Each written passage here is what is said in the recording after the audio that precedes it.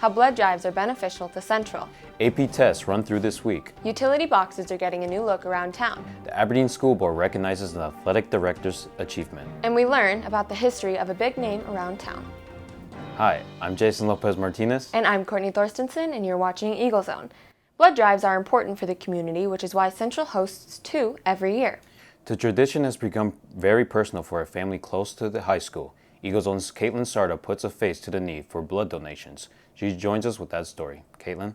During the summer, it was a challenging period for our principal Jason Uttermark and his family, but that challenge has helped them appreciate more things in life, including a blood drive here at Aberdeen Central. As these machines are running, collecting blood from donors, this blood drive organized by National Honor Society students has a deeper meaning to the family of Principal Jason Uttermark. It was so difficult for us.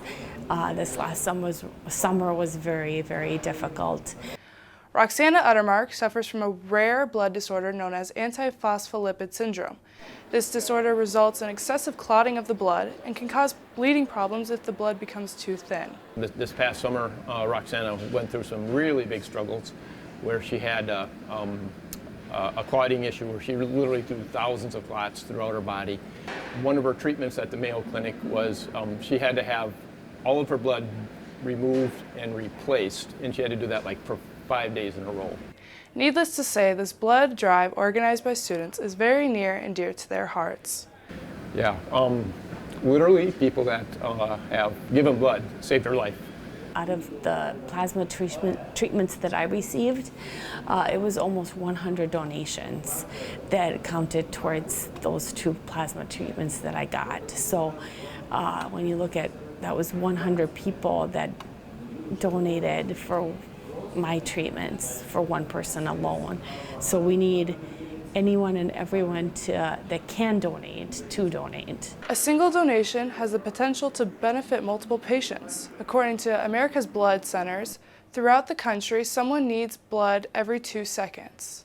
You know, I have always given blood. I've given blood really, I gave blood for the first time when I was back in college.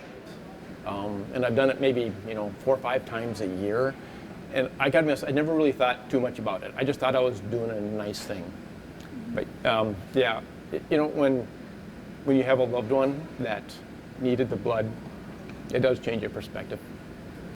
Around 50 people this spring donated blood at Aberdeen Central's blood drive. Each meant so much to the Uttermarks. I just feel so grateful that there are people out there that are willing to sacrifice their time and the effort to actually, do that for people that need it, that they might not even know.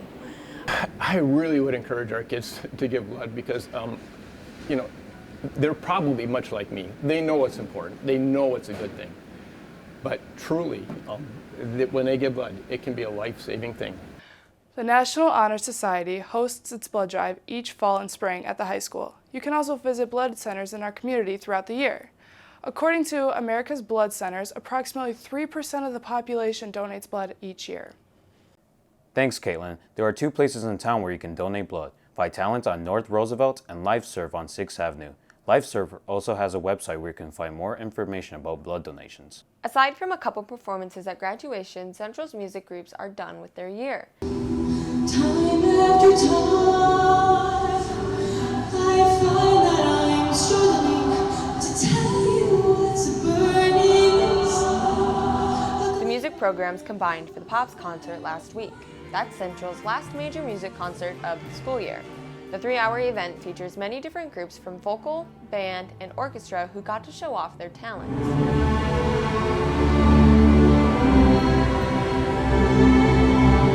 All-Stage Show Choir and Band are back from a performance in Rapid City. This was one of the last performances they had this year, and now preparations are underway for next year. As we close in on the end of the year, AP students are beginning to take their final tests. While some may feel nervous about the tests, others come prepared and teachers are ready to see the results. Eagle Zone's Sasha Usselman joins us with more details. Sasha?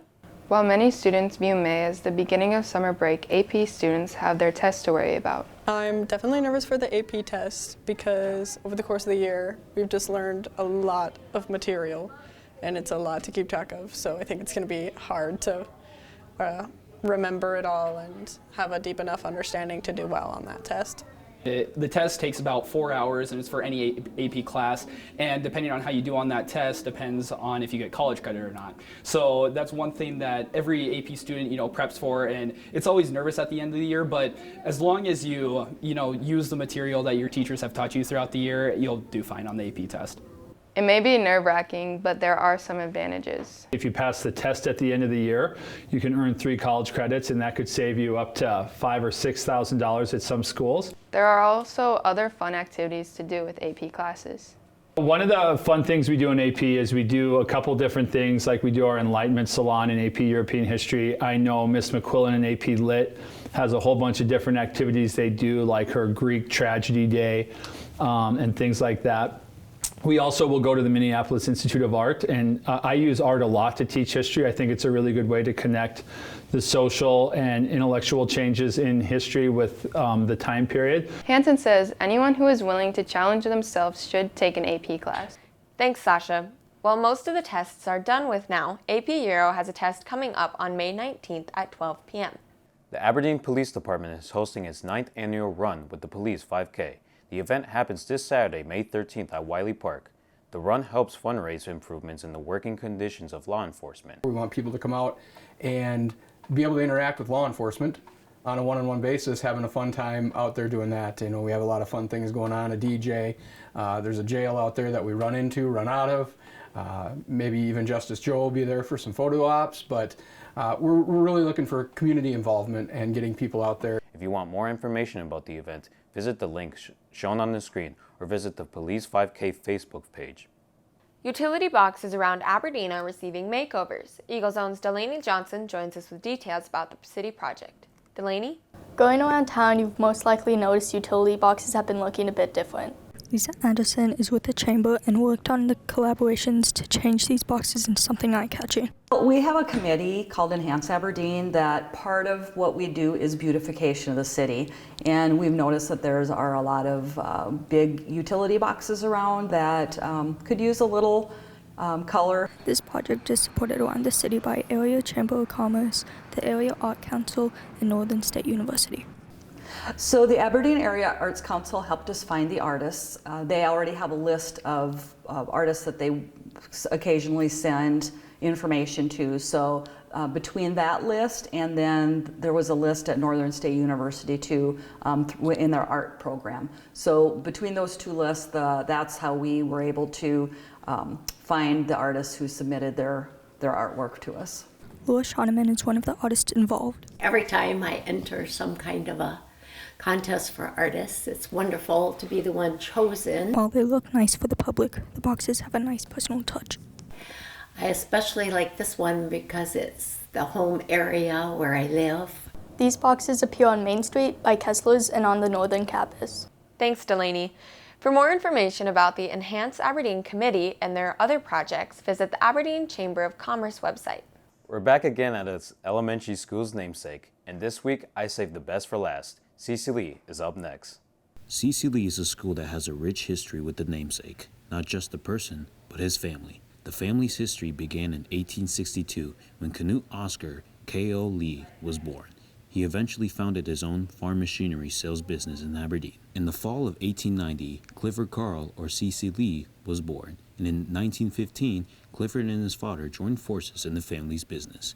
C.C. Lee transformed the company from a farming machinery to manufactured grinding machines that made it thrive during the time of World War II. Despite always working very hard for his company, Clifford gave back to his very own Aberdeen by being responsible for the construction of 26 tennis courts in Aberdeen for young athletes. His support for young people led to C.C. Lee Elementary being named after him. I think the kids would be interested in it, though. Even the young ones, I think that they would really be interested in where the name came from and just how it used to look. In 1936, Clifford had a son named Carl O. Lee, whose name sounds familiar as his name is on the library. But I know that the family has done a lot for the Aberdeen community. Cole Lee sold the company in 2008 to Lee Bond Limited of Amelia, Ohio, and the only remnants of the building you can still see is the building itself, next to the Boys and Girls Club. In addition to the library, there's also the Cole Lee Adult Day Center that was named after him. With Carl's passing in 2019, a descendant of a family member could be in Aberdeen's future books with another generous gift to the city. a tradition that started with C.C. Lee. We haven't done a lot of teaching about the gentleman that we are named after. So no, I probably will do a little bit more of that next year even as we celebrate the 50th anniversary of the school opening. Despite dying more than 40 years ago, C.C. Lee has had a huge impact in the generations of Aberdeen, spending $400,000 of land and giving it to the city. A longtime friend of Clifford and associate, Kay Squires, said C.C. Lee was very interested in the youth of Aberdeen and in the tennis program. He was also very much interested in seeing Aberdeen look very nice. We'll be right back after these messages created by media production students.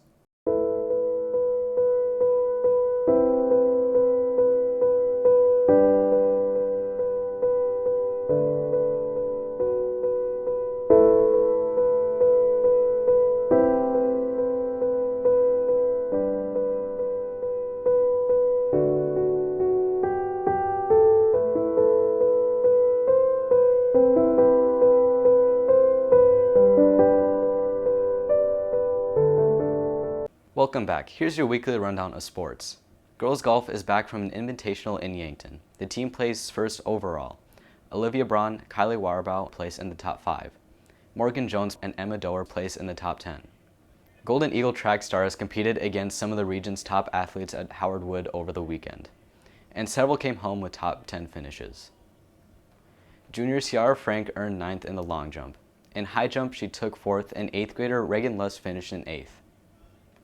Throwers also had a strong showing with Grace Cook earning 5th in javelin, Brian Johnson 8th in discus, and Taryn Ermanson finished 9th in the shot put. And the boys 4x400 meter relay team finished 3rd as it broke a school record. That group is made of seniors Aiden Hyman, Gabe Johnson, Carter Dingman, and Drew Selfrank. And over to boys tennis, the Golden Eagles competed in a 4-team meet this weekend. It defeated Brookings in Huron and lost to Yankton. The South Dakota Sports Hall of Fame will induct an Aberdeen coach into its ranks this year. Eagles Zone's Will Ewalt joins us with the story. Will? Athletic Director Dawn Seiler earns a spot in the Hall of Fame this year as she also received another award. The Athletic Hall at Aberdeen Central showcases many accomplishments from the school's sport program. Dawn Seiler is pictured among them. This year, you can add to the list South Dakota Sports Hall of Fame and a John Wooden Coaching Award for Seiler. I don't think most coaches start out thinking about what your end-of-career awards are going to look like. Coaches don't typically coach for awards. They coach because they enjoy the athletes. They enjoy, for me, it was a team sport, so I enjoyed the team aspect. But some in the community have been thinking about those accomplishments. The school board recognized the accolades.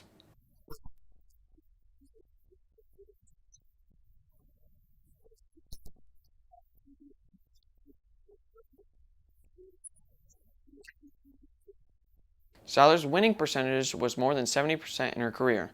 She's the all-time winningest high school girls basketball coach in the state, coaching athletes from McIntosh and Aberdeen. It gives you a chance to reconnect, and so that's probably the favorite part of things when you do get an award like this is it's an opportunity to talk with some of your former athletes. Many of those athletes have won awards of their own.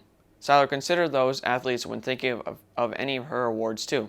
Basketball is a team game, and so sometimes for me, I struggle with the fact that you have individual awards in a team game because you never do anything yourself in a team game.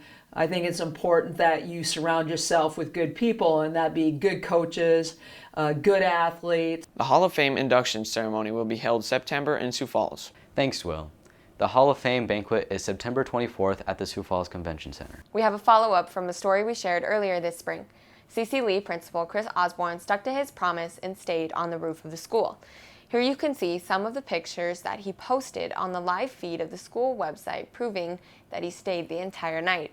And here you can see Central teacher Andre Cobbs delivering him a pizza. His students combined to read 75,000 minutes during the month of March to make their principal camp on the roof. Now we take the camera to Max Jamie with the recap in Spanish. Hola Max, ¿cómo estás ahí con las noticias? Gracias Jason. Tenemos algunas historias importantes esta semana y escucha con atención porque esta primera puede salvar una vida. Una campaña de donación de sangre en la escuela secundaria de Central tiene más significado para el director Jason Ottermark. Su esposa luchó contra una grave enfermedad durante el verano y necesitó mucha sangre para mantenerse con vida. La familia Uttermark agradece a todos los estudiantes y a otras personas que donaron sangre. Es hora de las pruebas AP. Los estudiantes en clases de colocación avanzada están haciendo un examen para ver si obtienen créditos universitarios. Las clases son desafiantes, pero los estudiantes dicen que los beneficios valen el trabajo extra. Las cajas de servicios públicos alrededor de Aberdeen se ven más coloridas. Los grupos de la ciudad se asociaron para contratar artistas para pintar las cajas. La directora atlética de Aberdeen Central, Dawn Seiler, se unirá al Salón de la Fama del Deporte de Dakota del Sur. Tuvo una exitosa carrera como entrenadora y tiene más victorias que cualquier otra entrenadora de baloncesto femenino en la historia de Dakota del Sur. Gracias, Max. For this week, I want to give a shout out to Tino Lopez, Xander Smith, Gabe Lundin, and my coworker, Asher. And coming all the way from Jamestown, shout out to my boy, Jamarcus Way. And a huge shout out to Mrs. Lightheiser, 6th grade class. You guys rock over at Simmons. That's all for this episode of Eagle Zone. You can always watch our stories whenever you want by scrolling down to the Eagle Zone section of the school district website. That's aberdeen.k12.sd.us. We leave you this week with more looks at a glimpse of summer. With Eagle Zone, it's your boy, Jason Lopez Martinez. And I'm Courtney Thorstensen. We'll see you next week.